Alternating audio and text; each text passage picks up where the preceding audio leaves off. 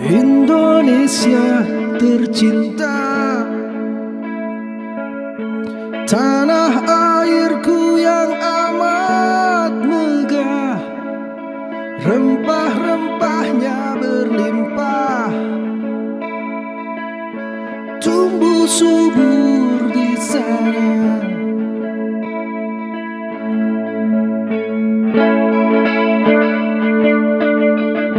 Kalau kita tarik ke belakang sih dulu, kalau ditanya problem banyak banget sebenarnya. Karena kan kita juga pertama butuh mobil, terus butuh modal dan lain-lain gitu. Nah dulu biasanya kalau kita membeli ke petani terus misalkan uangnya kurang, kita berusaha ngeyakinin. Biasanya kadang kita mau lepas HP gitu buat jadi jaminan, cuma kadang petaninya udah bawa aja gitu. Kalau misalkan petaninya nggak kenal kita, jadi akhirnya dipercaya aja sih. Kebetulan dan alhamdulillahnya kita nggak pernah mengecewakan, jadi setiap pulang langsung kita bayarkan dulu pas masih modalnya masih minim. Dan kendalanya biasanya juga di mobil, kita belum punya mobil, jadi kita biasanya nyewa. Nah dulu kadang yang mau nyewain tuh kadang mobilnya udah disewa duluan atau bahkan nggak ada mobil gitu. Itu pusing banget sih. Dulu tuh pernah yang orderan kita paling tinggi banget, yang pengiriman kedua apa ketiga gitu saya lupa, tapi itu pengiriman yang paling tinggi lah, sampai satu pick up itu full. Cuma kendalanya kita kan kita masih baru waktu itu, jadi kita masih belum tahu nih untuk mengatasi biar nggak telat, biar sayur lengkap gitu. Akhirnya saking banyaknya pesanan, kita kelabakan sampai barang itu diinepin satu malam. Akhirnya itu parah sih, jadi kita antar ke pelanggan ada yang ada yang banyak gitu. Itu pure kesalahan kita sih waktu itu. Jadi dari situ kita terus berusaha gimana caranya biar nggak kayak gitu lagi. Tapi alhamdulillah sekarang udah aman semua sih, udah keatasi semua masalah. Kalau kita sih biasanya ngebungkusnya itu tergantung jenis sayurnya. Ada kan sayur emang yang nggak bisa di wrapping, ada yang cuma harus dibungkus biasa gitu. Nah kalau kita beberapa sayur yang harus di wrapping atau yang harus dibungkus, tetap dibungkus semua. Jadi nggak ada yang melompong gitu. Jadi benar-benar dibungkus semua. Terus kemasan kita tuh pakai kardus dia. Jadi kardus bekas kita beli, terus kita lap sampai bersih, terus kita balik. Jadi kan polos. Nah, jadi nggak keluar duit buat beli kardus yang baru gitu.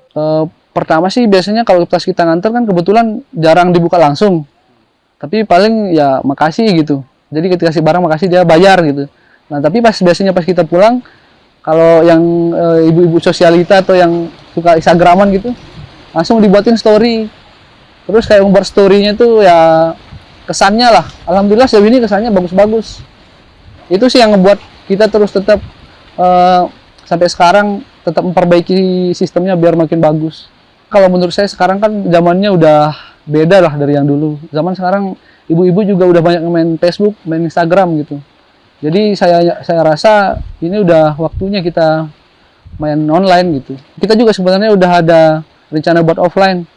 Tapi kenapa kita pilih online dulu? Karena kita pengen dikenal dulu ibaratnya di dunia maya lah kan.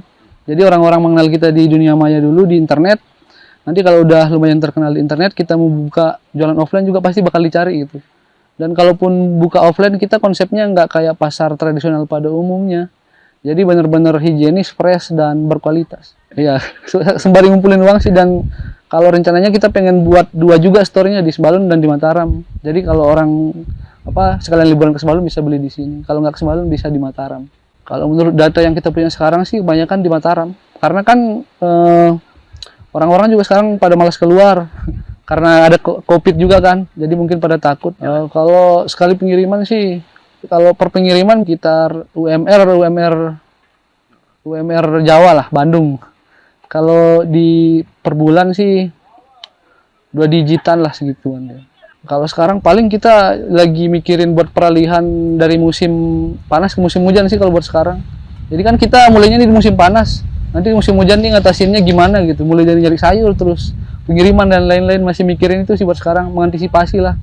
Biar nanti pas ketemu musim hujan udah siap, kitanya nggak kaget gitu. Mungkin nanti kalau memang si sayur Sembalun ini penjualannya meningkat terus dan modal kita nggak nutup, mungkin kita bakal mencari tambahan modal, tapi nggak minjem ke bank ataupun nggak ke orang tua. Jadi sistemnya nanti kita cari investor, jadi kita bagi hasil gitu. Karena kalau minjem di investor enaknya kita juga ada tekanan tersendiri gitu. Jadi buat slow-slow gitu nggak ada. Jadi kan kita punya tanggung jawab dan pembagiannya juga udah jelas. Terkadang juga kalau investor yang oke, pasti kita juga tetap keep in touch, maksudnya tetap ditanya lah gimana ini penjualan, terus mungkin diadain evaluasi, dikasih masukan gitu sih. Kan kalau minjem di bank sama orang tua, ini duit ya udah gitu. Maksudnya nggak ada arahan atau apa-apa.